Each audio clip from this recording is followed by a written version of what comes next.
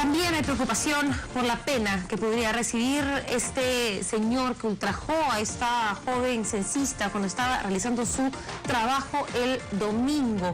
¿Recibirá una pena tan laxa como de 4 años de prisión suspendida o tal vez una de 8 años con beneficios? La verdad es que la ministra de la Mujer está pidiendo que se tipifique de la forma más drástica, pero ¿eso es posible?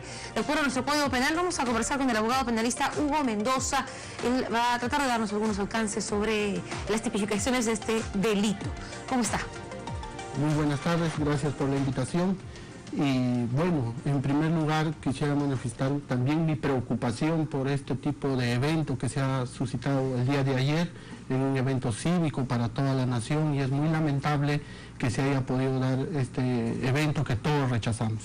En relación en concreto que me pregunta sobre la pena que ha dicho la ministra o ha mencionado la ministra de la Mujer pidiendo 25 años, si bien es cierto, ese tipo de penas está regulado en nuestro Código Penal, pero es para otros supuestos. Ejemplo, violación a menores de edad, que sería hasta la cadena perpetua, o personas que han sido ultrajadas, pero que esas tienen la condición de incapacidad, ¿no? Mental, cualquier anomalía psíquica, etc. En este caso en concreto, el delito que se le está imputando, se le imputaría a este señor, es el regulado en el 170, que regula una pena desde 6 a 8 años. Entonces la pena va a fluctuar de cuando llegue a su eventual condena, que debería ser condenado, es de 6 a 8 años. ¿Y de qué depende? ¿Por qué es que se estipula esta pena? Porque me imagino que hay situaciones agravantes, tiene que ver la edad de la víctima y no cabe en este rango que usted ha mencionado de menor de edad, incapacidad mental, indefensión de otra naturaleza. En este caso, ¿por qué sería ese el rango según lo que estipula el Código Penal? Bueno, porque hay que tener en cuenta que en toda nuestra normativa penal les rige un principio de legalidad. Y cada tipo penal tiene una pena establecida, un mínimo y un máximo. ¿Y cuál es este tipo penal para nosotros tener? Esto es el tipo penal de violación regulado en el 170 del Código Penal, que establece una pena de un mínimo de 6 y un máximo de 8. ¿Y cuáles serían las variables que pueden hacer fluctuar ese rango? Las variables serían, tenemos el artículo 49 y 50 donde se regulan las agravantes y las atenuantes, que tenemos toda una lista ahí para poder nosotros establecer ciertas agravantes. Por decir un ejemplo, en este caso, si el señor no tiene ningún antecedente, porque también se ha establecido y que tiene que conocer la sociedad un mecanismo de establecer estas penas, ¿no? Se dice que se tiene que hacer una elaboración matemática para sacar un tercio inferior, un tercio intermedio y un tercio superior. ¿De qué va a variar? El tercio inferior, intermedio y superior, que en este caso sería 6, 7 u 8. Va a variar primero analizando la situación personal del señor, del imputado en este caso, si es que tiene algún antecedente penal. Si es que no tuviera, estaríamos ahí, podríamos decir, frente a una atenuante. Entonces, también se tiene que analizar si existiría alguna u otra agravante, ¿no? Por decir, si estaba en casa habitada, desolada, con un arma blanca, que en este caso por lo menos asegura que fue con un cuchillo. Entonces estaríamos frente a un tercio intermedio, porque existe un atenuante y existe un agravante. Cuando existe un atenuante y un agravante, no se puede poner, por decir, el mínimo 6, sino tendría que ser un tercio intermedio. Pero si no existiría ningún atenuante... Y en este caso existe la amenaza de muerte, ¿no? Si hablas, te mato, te busco, te encuentro, que es algo que también ha declarado la víctima. ¿Ese tipo de amenazas califican como un agravante? Se podría calificar como un agravante, pero también se puede entender, y esto debemos conocerlo, se puede entender como parte de la violencia y la amenaza ejercida, ¿no? Porque también se ha dicho y hemos visto en los medios de comunicación televisiva y escrita la respuesta que ha dado este señor. Ha dicho que ha sido con consentimiento. ¿Por qué? Porque no dijo nada, no puso resistencia. Pero en este caso hay un tema ahí con las declaraciones de los acusados, porque no cuentan, ¿no? Las declaraciones que dan en los medios de comunicación, en la calle. Él puede confesar el crimen, no cuentan, tiene que dar esa declaración ante un tribunal, ante un fiscal, tiene que ser una declaración oficial. Y puede ser una teoría de la defensa.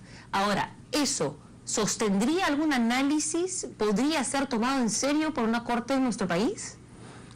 A ver, lo que acabamos de decir, su parte de defensa, que habría un consentimiento supuesto porque no hizo nada la víctima, no puso resistencia. Eso ya está zanjado a nivel de la doctrina, a nivel de nuestra jurisprudencia peruana, porque justamente, como dice, él agarró un cuchillo y lo amenazó de muerte. Muchas veces se han visto casos que la víctima, para evitar mayor agresión o mayor peligro a su integridad, podríamos llamar hasta la muerte, porque hay violaciones seguidas de muerte, entonces es que las víctimas muchas veces en estos casos se abstienen de no poner resistencia, ¿verdad? Entonces, pero no quiere decir eso que no haya violación. Exacto. O sea, sí además hay que si es que 3 de cada 4 víctimas no presentan nunca una denuncia y tampoco buscan ayuda por diferentes motivos, entonces estamos hablando también de un nivel de impunidad alto por parte del perpetrador. O sea, él fácilmente podría haber hecho esto antes y nunca lo han denunciado. Nunca lo han denunciado, y justamente eso es un patrón.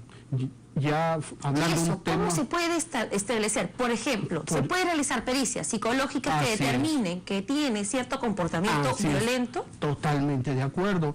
Estos patrones, ya hablando un poquito fuera del ámbito jurídico penal, sino un tema social, efectivamente se ha visto en las declaraciones que este sujeto le habría amenazado justamente de muerte para que no lo denuncie o no diga nada a las autoridades. Entonces, ¿cómo vamos a encontrar esa línea de inclinación de determinadas personas o esos defectos en su personalidad?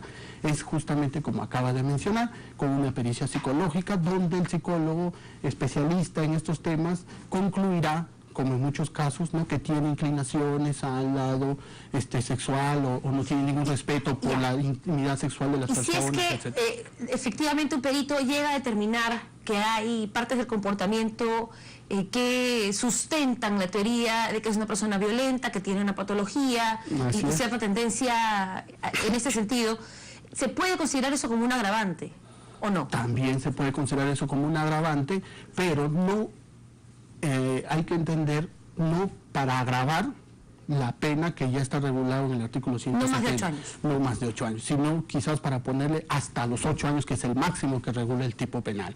Porque las propias agravantes para agravar la pena, valga la redundancia, más de 8 años, el mismo código lo establece de manera expresa. Por decir un ejemplo, cuando se tiene un nivel de ascendencia sobre su víctima, en el caso se me ocurren los policías. Si es su jefe. Si es su jefe, si es su profesor, si es su curador, etcétera, etcétera. Entonces, el mismo código ya establece ciertos agravantes para aumentar las penas. La verdad es que yo debo decir que soy en completo desacuerdo con las penas que pone el Código Penal. No puede ser posible que un violador pueda tener una pena de 8 años y con beneficios, me imagino. Una persona así puede acceder a beneficios, o en una corte se puede estipular que se le revoque la posibilidad de tener beneficios. Eso va a depender ya también propiamente de las evaluaciones que siga el imputado ya preso, condenado, en este caso, dentro del INPE, ¿no? También el INPE se dice, y nuestro sistema está regulado así, que tiene que resocializar.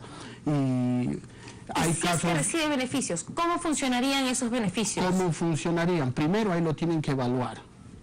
No solamente psicológicamente, las evaluaciones psicológicas en el INPE es constante y es diario, ver su evolución, si se siente arrepentido de lo que ha hecho, si ya muestra un mayor respeto hacia la dignidad de la persona, su integridad personal, sexual y muchas evaluaciones más. Digamos, si se le pone una pena de 8 años, se le pone la más severa, y entra al INPE y empieza a tener este buen comportamiento, ¿podría salir en 4? ¿En cuánto tiempo podría salir? Sí, es muy probable también que salga en 4, pero quiero repetir que estas evaluaciones psicológicas, el INPE también hace un muy buen trabajo, y por experiencia lo digo, porque no solamente va a depender del psicólogo, sino también de su entorno social. El INPE te analiza su consejo para darte el informe social, el informe psicológico, y finalmente aprobar o decir que estás apto para obtener un beneficio. Te hacen toda una evaluación y también te lo pueden negar. Pero no solamente depende del INPE, porque eso es un tema administrativo. El INPE te puede decir si cumples, ¿no? Todo eso pasa al Poder Judicial. Y el juez es el quien va a evaluar, entregando la documentación al fiscal. Le va a decir: fiscal, me está pidiendo beneficios este señor, pronúnciate, si estás o no estás de acuerdo, regresa al juez, se hace una audiencia y ahí se discute si se le da o no se le da. ¿Y cuánto tiempo podría tardar este proceso, o sea, tener una sentencia final para este sujeto? Porque también existe el peligro, y también lo hemos visto en muchos casos, que hay delito flagrante, como en este caso, que fue denunciado inmediatamente, hay pericias médico-legistas, está toda la evidencia y no hay sentencia, y pasan los 9 meses y lo sueltan por exceso de carcelería. Entonces, en su experiencia, ¿qué? Y también según lo que dice el Código Penal. Mire, muy buena pregunta. Agradezco la pregunta. Primero, felicitar al Ministerio Público por la reacción inmediata que ha tenido, porque eso ha sido el día de ayer, casi dentro de las 24 horas. ¿Y por qué es esto? Y respondiendo a la pregunta. Efectivamente, acá prácticamente ya tenemos un caso casi cerrado. Y es por eso la respuesta del Ministerio Público de pedir prisión preventiva. ¿Por qué? Porque tenemos el examen médico legal que dice y que confirma que hubo un abuso sexual. Tenemos la declaración de la víctima. Y tenemos las declaraciones referenciales, si se pueden llamar así, del hermano que fue a denunciar. Entonces, en un delito de violación, quiero que se tenga en claro, no se va a pretender o no se puede pretender tener una abundancia probatoria, porque justamente estos delitos su naturaleza es clandestina. ¿Qué quiero decir? Que los sujetos que tienen este tipo de comportamientos de ultrajar a una mujer no lo hacen pues como el quien va a robar frente con a la esquina, con cámaras de seguridad. Siempre buscan estar a solas. Por eso es que la declaración de la víctima, ya la Corte Suprema también lo ha establecido, se erige como una prueba de cargo muy contundente. ¿Y por qué esta declaración de esta señorita censista de que fue ultrajada para mí es una prueba de cargo?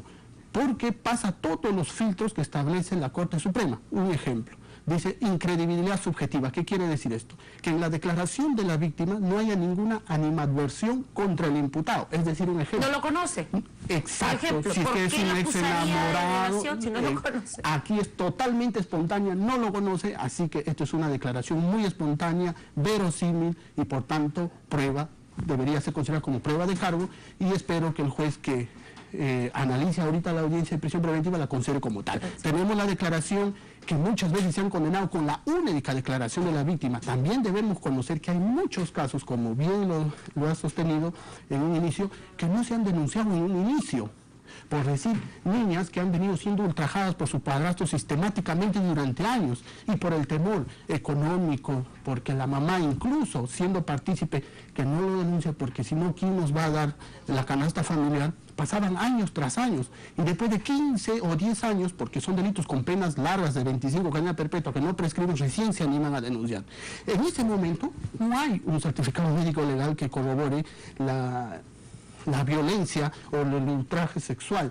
Sin embargo, la declaración, como vuelvo a repetir, se vuelve muy poderosa. Y en este caso no solamente tenemos la declaración, tenemos el certificado médico legal. Entonces no debería haber excusa para que pase mucho tiempo.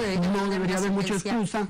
Yo creo que para ya cerrar el caso de manera casi perfecta, como sería la cereza al pastel, lo único que se debería hacer es simplemente el análisis de ADN de los rasgos, si es que se ha encontrado semen o no dentro de la víctima al momento de analizar la pericia médico-legal para comprobar que sea de él, y con eso ya el fiscal no tendría que dejar pasar ni los 9 meses, sino simplemente de frente a acusar y que se busque una condena lo más pronto posible. Y ya para terminar brevemente, ¿hay responsabilidad por parte del INEI en cuanto a la exposición al peligro? Por ejemplo, se ha cuestionado si es que contaban con un protocolo de emergencia o habían capacitado a los censistas sobre qué hacer en esta situación. Si es que eso se demuestra que no existió, ¿habría una responsabilidad? También es una pregunta muy interesante. En relación al INEI, el tipo penal de exposición de persona a peligro, pienso y considero que no cabría aquí porque ese tipo de delitos de exposición de persona a peligro es justamente cuando una persona pone en eminente peligro al ser humano, a la persona, ¿no? Cuando, por decir un ejemplo, hay un incendio y yo lo dejo ahí. O ¿pero está libre de ahí. culpa el INEI? Entonces, quizás una culpa podría llamarse administrativa, pero he estado analizando el tema y una responsabilidad penal sería más bien contraproducente hablar para el INEI, pero penal no, pero sí dentro del proceso de violación que se va a llevar, sí se lo puede incluir como un tercero civilmente responsable, porque la censista tiene una dependencia del INEI. ¿Podría entonces recibir una reparación civil? Sí, y más bien la defensa, en este caso de la víctima, debería pedir ya una vez judicializado este problema y dictado la prisión preventiva, que se puede incorporar al INEI como tercero civilmente responsable. Ok. Excelente. Gracias por aclararnos estos temas. Hugo Mendoza es abogado penalista de el estudio Ugaz y Segarra, nos ha detallado con bastante detalle, nos ha dado bastantes detalles sobre lo que podría implicar este proceso. Primero, una pena máxima de 8 años, mínima de 6, y sí se podría incluir, ojo, esto es importante, al INEI como tercero civilmente responsable, y esto podría acarrear una reparación civil. Esperemos que se tome en consideración todos los aspectos en beneficio de la víctima.